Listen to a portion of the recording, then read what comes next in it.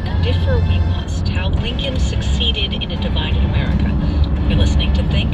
I'm Chris Boyd.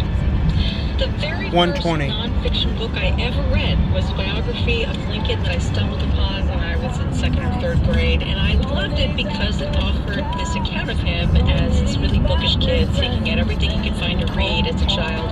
It turns out this is an exaggerated portrayal of Lincoln, the autodidact. It is incredible that he came from, we would say that a very poor family. I suppose in their context, they were an ordinary family.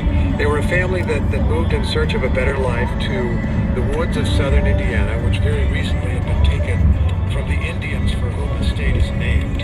And they hacked out a farm. Abraham, at the age of 7, was given an axe by his father and said, "Help me clear the trees off this land." He spent the next decade and a half with an axe in his hand, constantly doing manual labor.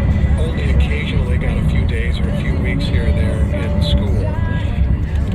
It was not an environment with a lot of books. 6. But he read I don't know. anywhere remotely near him. He was curious. He was interested in the world. I think you turned He endured right. the death of his mother when he was very, very young.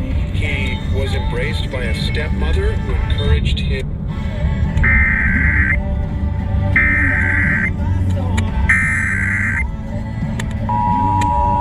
This is a nationwide test of the Emergency Alert System, issued by the Federal Emergency Management Agency, covering the United States from 2:20 to 2:40 p.m. Eastern Time.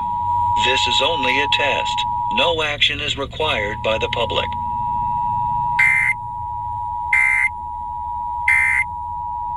The book is called Differ. This is a nationwide test of the Emergency Alert System, issued by the Federal Emergency Management Agency, covering the United States from 2:20 to 2:40 p.m. Eastern Time. This is only a test. No action is required by the public.